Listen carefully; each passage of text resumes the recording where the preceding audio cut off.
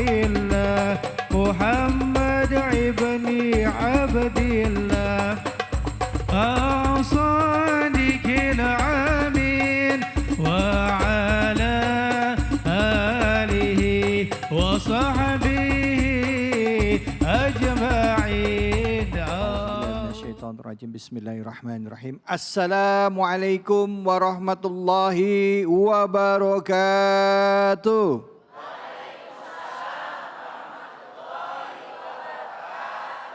Allahu akbar, Allahu akbar, Allahu akbar. La ilaha illallah, wallahu akbar. Allahu akbar walillahil hamd.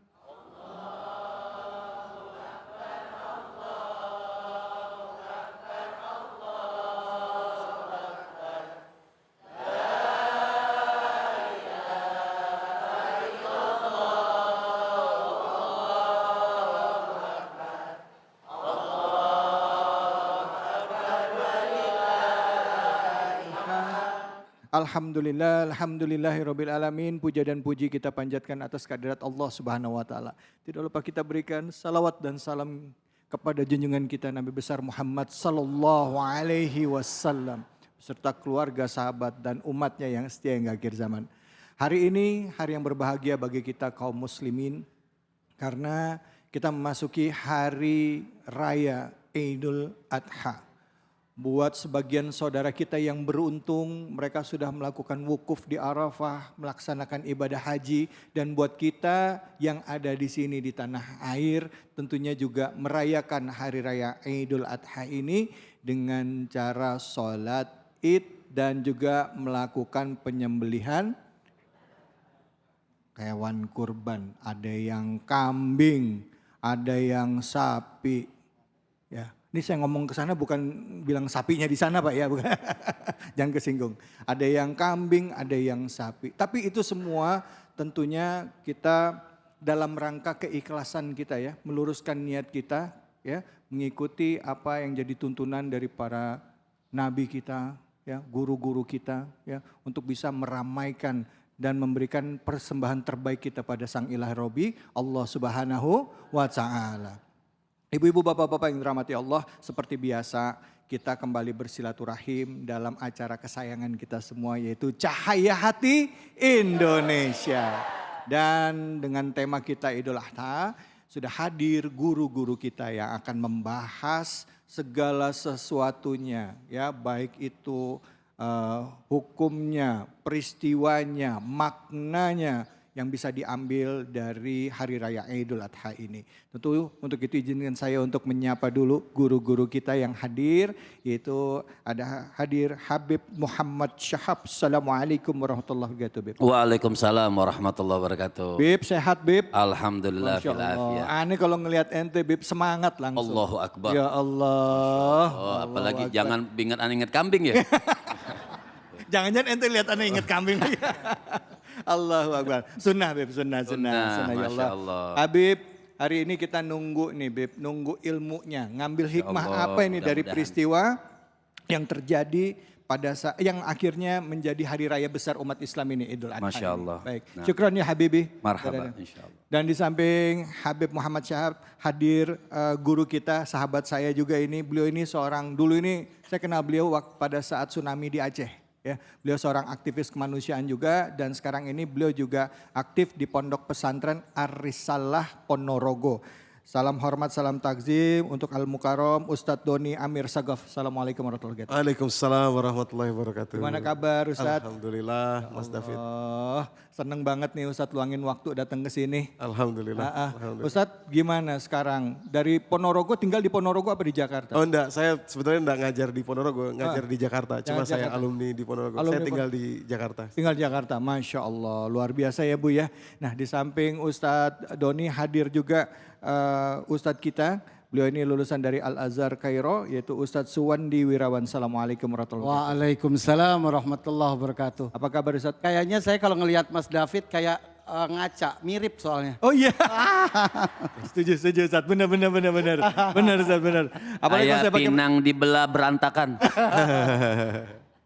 kan saya Ustaz, makasih Ustaz sudah datang. Maaf ya Bu ya, bercanda Ustaznya Bu. Di sini Ustaznya gitu Bu, bercanda tapi nanti ada ilmunya yang dibagi ke kita ya Bu ya. Baik, dan juga yang jadi istimewa pemirsa di rumah, hari ini saya hadir di sebuah masjid yang begitu masuk aja nuansanya menenteramkan hati ya. Ya Allah, apalagi sekarang masjidnya lagi dibangun, sebagian sudah hampir siap ya. Mudah-mudahan makin banyak nih yang bisa mendukung pembangunan masjid ini. Masjid Al-Manar Taman Duta Depok. Betul ya Bu ya? Betul ya, dan juga hadir jamaah-jamaahnya di sini. Terima kasih ibu-ibu, bapak-bapak sudah hadir. Dan langsung saja saya tidak akan berpanjang kalam, langsung kita simak apa tayangan yang akan jadi tema besar kita kali ini. Ini dia. Pemirsa, setiap tahun umat muslim di seluruh dunia merayakan hari Idul Adha. Pada momen ini, fenomena berkurban menjadi sorotan utama, di mana jutaan hewan kurban disembelih sebagai bentuk pengabdian kepada Allah Subhanahu wa Ta'ala dan untuk berbagi dengan sesama. Namun, tahukah Anda apa saja makna utama dari berkurban itu sendiri? Mari kita lihat jawabannya hanya di Cahaya Hati Indonesia. Ya, apa sih makna dari berkurban di dalam konsep agama Islam? Langsung saja kesempatan pertama kepada Habib Muhammad, silakan Habib. Baik. Bismillahirrahmanirrahim. Assalamualaikum warahmatullahi wabarakatuh. Waalaikumsalam warahmatullahi wabarakatuh. Alhamdulillah rabbil alamin wa sallallahu wasallama ala abdihil mustafal amin sayyidina Muhammadin nurillahil mubin al-hadi ila siratihil mustaqim dil khuluqil azim wa nahjil qawim. Allahumma salli wa sallim wa barik alaihi wa ala alihi wa sahbihi wa man sara fi darbih, amma ba'd.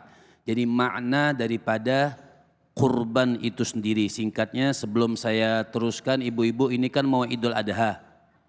Jilbabnya udah lunas? Udah. Oh ya? Udah. Oh lunas. Kes. Maksudnya biar bisa berkurban. Oh iya. Artinya kurban itu tagarrub. Kurban tagarrub. Artinya mendekatkan diri kita kepada Allah Subhanahu wa Ta'ala. Sampai dalam satu hadis daripada baginda Nabi besar Muhammad sallallahu alaihi wasallam, orang yang berkurban mana cepat darah yang netes ke bumi, apa pahalanya yang nyampe kepada Allah Subhanahu wa Ta'ala. Jadi dalam hadis Rasul sallallahu alaihi wasallam, ketika kita menyembelih hewan kurban, walaupun bukan kita yang nyembelih, misal ibu beli kambing, minta tolong orang yang memotong kambing tersebut. Jadi ketika dipotongkan darah itu cepat sekali, Mas David. Cepat sekali untuk sampai ke bumi itu, ke tanah itu. Tapi sebelum sampai ke tanah itu pahalanya lebih cepat, sudah nyampe duluan kepada Allah Subhanahu wa Ta'ala. Jadi ini kenikmatan yang besar yang Allah Subhanahu wa Ta'ala berikan kepada kita semuanya, umat daripada baginda Nabi besar Muhammad. Jadi maksud saya jangan kita pelit. Jalan-jalan bisa. Berapa juta uang kita jalan-jalan bisa. Ya. Kenapa waktu beli kambing mikirnya 700 kali setengah. Ya.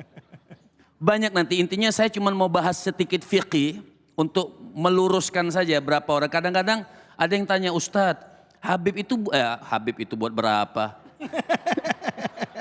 Terlalu semangat. Iya, kambing tadi gara-gara berkaca ya jadinya. Bercanda. Arti kambing itu kalau orang motong kambing itu buat berapa orang sih? Yeah. Kan suka ada yang tanya, buat berapa orang sih? Kambing itu buat satu orang, tapi boleh diniatkan buat satu keluarga berdasarkan hadis Nabi. Tapi apa maksudnya diniatkan buat satu keluarga? Artinya, maknanya satu keluarga kita gugur sunnah. Yang dapat pahalanya siapa? Nama yang dipotongkan. Jadi jangan sudah setiap tahun udah satu orang satu nama saja, enggak. Boleh nanti setiap tahun ditukar-tukar namanya kalau mampu. Kalau mampu. Kalau tidak mampu enggak masalah. Ibu boleh motong ayam dalam satu kitab. Kita enggak mau motong kambing nih. Boleh enggak motong ayam? Boleh potong ayam. Paham ibu-ibu ya? Kemudian ada juga kadang pertanyaan kemuliaan. Karena lebih ini mulia nih. Kurban mulia. Mana duluan? Akikah atau kurban? Assalamualaikum. Halo, salam. Iki masih sadar? Masih. Hah? Masih 1 menit loh. Iya. Mana duluan? Akikah atau kurban? Akikah atau kurban? Dilihat momennya. Kalau kemarin sudah umur 20 tahun, 30 tahun pas ada kurban baru mikir akikah. Jadi momennya, kalau momen itu pas kurban, ya kurban duluan. Karena momennya pas kurban. Kalau momennya pas nanti setelah itu akikah silahkan. Cuman ada khilaf juga antara ulama. Boleh nggak 1 kambing diniatkan 2? Akikah juga, kurban juga. Maka Asy-Syaikh Ibnu Hajar, beliau mengatakan, kalau niat 1 kurban diniatkan akikah lam yakfi, maka tidak cukup niatnya nggak sah. Tapi khilafan liramli, boleh dua-duanya diikutin. Khilafan liramli, khilaf menurut Imam Ramli. Kalau menurut Imam Ramli, boleh nggak 1 kambing diniatkan 2? Kurban juga, buat akikah juga boleh. Menurut Imam Ramli. Jadi Habib ikut mana? Boleh yang mana saja. Syekh Ibnu Hajar boleh, Al-Imam Ramli boleh, dua-duanya dalam madhab Imam Syafi'i. Jadi seperti itu. Jadi tidak usah jadi ribut-ribut akikah duluan atau kurban duluan gitu. Itu maksudnya 1 kambing kalau seandainya uangnya kurang. Ya, jadi kalau uangnya kurang, ulama nambahkan lagi, boleh 1 kambing diniatkan 2. Mudah-mudahan bermanfaat. Amin. Terima kasih. Jelas Bu? Bu? Bu? Pak? Nah, jelas ya? Baik, lanjut silakan Ustadz Doni Fadol. Terima kasih Mas David. Bismillahirrahmanirrahim. Assalamualaikum warahmatullahi wabarakatuh. Alhamdulillah, alhamdulillahi hamdan katsiran tayyiban mubarakan fihi kama yuhibbu rabbuna wa yarda. Asyhadu an la ilaha illallah wahdahu la syarikalah wa asyhadu anna Muhammadan abduhu wa rasuluhu la nabiyya ba'dah. Ibu-ibu yang dirahmati Allah, kenapa harus ada syariat berkurban, motong hewan? Saya singkat karena waktunya juga singkat. Kalau semua masalah hidup manusia ini boleh dicari 1 makna, 1 akarnya, akar persoalannya. Masalah apa aja ya, you name it Mas David. Masalah manusia semua dikumpulkan dan dicari 1 akar persoalannya. Akar persoalannya adalah kata-kata yang sering kita ucapkan begini, milik saya. Milik saya. Kurban ini adalah pelajaran langsung Allah di dalam Al-Quran lewat 3 event, 3 nabi nanti, bukan 3 nabi, 3 event, 2 nabi, 1 anak Nabi Adam yang menginterupsi kata-kata itu supaya kita belajar menggeser milik saya, masuk di dalamnya kata-kata milik Allah yang dititipkan kepada saya. Contoh, perceraian terjadi 150 kali lipat nih sekarang ini. Kemarin saya membaca. Saya nerima janda-jandanya. Masya Allah. Barakallah Fik. Ada yang curhat ya? Masya Allah, tabarakallah. Ini luar biasa Bib. Kemarin saya membaca laporan dari Komnas Perempuan. Dari survei mereka terakhir dari Juni 2021 sampai Juni 2022. Terjadi 307 kali pembunuhan istri oleh suami. Astagfirullah. Kita lihat ya, milik saya. Ketika seseorang menikah, dia bilang, istri saya. Betul awalnya ada tanggung jawab, makanya istri saya. Tapi lama-kelamaan, karena itu kepemilikan saya, maka kamu tuh kan istri saya. Harusnya kamu dukung saya dong. Harusnya kamu jadi begini dong ke saya. Harusnya kamu begitu dong. Harusnya tiba-tiba kita jadi penuntut. Ibu-ibu, suami saya. Kamu kan suami saya. Harusnya ngertiin saya dong. Harusnya pahami saya dong. Harusnya memberikan ini kepada saya dong. Tiba-tiba kita jadi penuntut. Dan dua-duanya gak akan ketemu dalam rumah tangga manapun. Kita perhatikan bagaimana kurban itu. Pertama Nabi Muhammad SAW. Turun surat Al-Kautsar itu ya. 1 surat penuh. Jarang 1 surat turun secara penuh di dalam Al-Quran. Nah, surat Al-Kautsar salah satunya. Kita tahu asbabun nuzulnya. Wafat anak beliau, laki-laki yang beliau tunggu-tunggu. Ada dua pendapat di situ. Ada yang menyebutkan Qasim, tapi pendapat lain mengatakan Abdullah, anak kedua beliau. Beliau tunggu anak laki-laki, beliau harapkan betul wafat. Kata Allah, inna a'tainakal kausar. Kausar dalam bahasa Arab itu 4 huruf, rubai mujarrad, artinya betul-betul banyak. Sungguh kami telah memberi engkau banyak. Dan juga nama telaga Kausar. Fasolli li rabbika, maka salatlah, terhubunglah kepada Allah. Wanhar, dan berkurban. Mengingatkan Nabi SAW bagaimana kakek beliau dulu juga menghadapi hal yang serupa terhadap satu kepemilikan yang paling berarti bagi manusia, yaitu anak keturunan. Masuk ke dalam milik saya, anak beliau yang wafat ini, kata Al-Ash ibn Wa'il, qad abtarul Muhammad, sungguh telah terputus Muhammad, sedih luar biasa beliau. Masuk kata-kata Allah, itu kan punya saya, milik saya yang saya titipkan kepada Anda. Allah. Kalau saya ambil, inna a'tainakal kausar, bukankah saya sudah memberi yang banyak kepada Anda? Inilah hikmah kurban. Terima kasih. Baik, Masya Allah, terima kasih banyak Ustadz, bahwa segala sesuatu yang kita miliki itu bukan milik kita, tapi milik Allah. Lewat peristiwa kurban diingatkan kembali. Bahkan seringkali kita diuji dengan yang dicintai ya Bu ya. Betul ya Bu ya? Betul. Silakan Ustadz, fadhol. Baik, bismillahirrahmanirrahim. Assalamualaikum warahmatullahi wabarakatuh. Alhamdulillah, wassalatu wassalam ala rasulillah.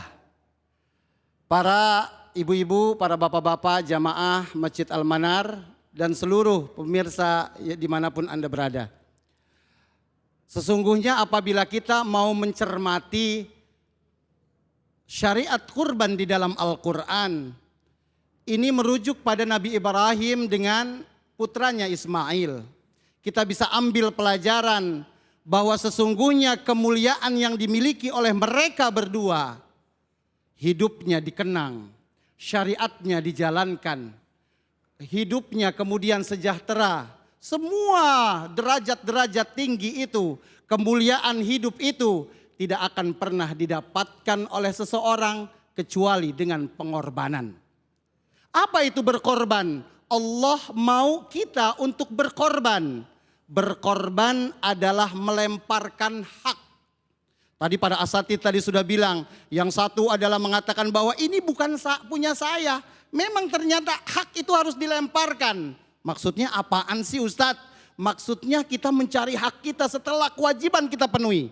Kita bekerja, keringatan, kepanasan, sampai bermalam-malam kita kerja. Setelah kita mendapatkan uang, itu hak kita itu. Yang kita bebas, kita mau apakan saja, kita mau gunakan saja. Ternyata kita buang untuk berkorban. Coba ibu-ibu, uang yang kita gunakan untuk beli kambing, beli sapi dan lain sebagainya. Aduh enak nih kalau punya handphone baru, bener gak? Enak nih kalau jalan-jalan ke Korea, annyeonghaseyo, bener gak? Tetapi kita gunakan, kita keluarkan untuk berkorban. Ternyata Allah Subhanahu wa Ta'ala inginkan kita mendapatkan kemuliaan di dalam hidup kita. Mirip seperti yang dimiliki oleh Nabi Ibrahim dan Nabi Ismail alaihissalam. Baik, itu saja. Baik, alhamdulillah, terima kasih banyak Ustadz. Guru-guruku, tadi kita sudah mendengarkan singkat ya. Kita akan simak lagi lebih detail ya. Tapi sesaat lagi. Nah, nanti juga kita akan belajar atau membaca Al-Quran bersama dengan guru kita Kiai Munawir Ngacur, tentunya hanya di sini di Cahaya Hati Indonesia. Allah Allahu Allah Allahu